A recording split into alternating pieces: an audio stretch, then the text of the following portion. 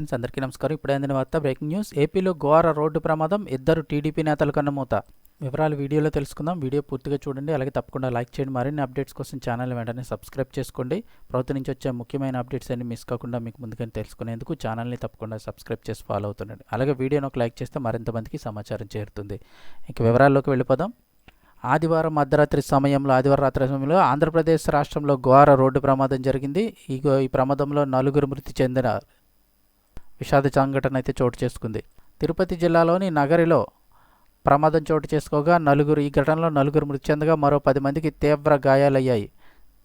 తిరుపతి చెన్నై జాతీయ రహదారిపై వేగంగా వచ్చిన లారీ బస్సును ఢీకొట్టింది. దీంతో బస్సులో ఉన్న 3 పాటు మరొకరు మృతి చెందారు. అసలు ఏం జరిగింది అని చూస్తే, తమిళనాడు అరక్కోణం నుంచి ఓ ప్రైవేటు బస్సు తిరుపతికి బయలుదేరింది.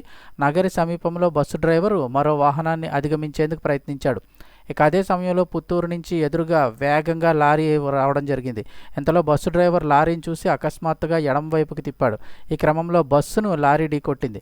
ఈ ప్రమాదం జరిగిన సమయంలో ప్రయాణికులు సీట్లతో సహా ఎగిరి రోడ్డుపై పడిపోయారు.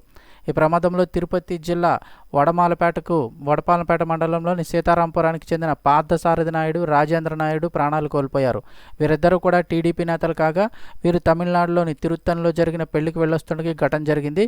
ఈ ఇద్దరితో పాటు తిరుపతికి చెందిన ధనుష్, తమిళనాడులోని తిరుత్తకు చెందిన కుమార్ కూడా ప్రాణాలు కోల్పోయారు.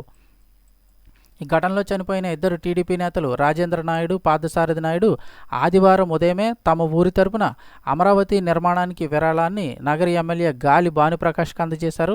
అనంతరం వీరిద్దరూ కూడా తిరుత్తణిలో వివాహానికి హాజరై తిరిగి వస్తుండగా ఈ ప్రమాదం జరిగిందని చెప్తున్నారు.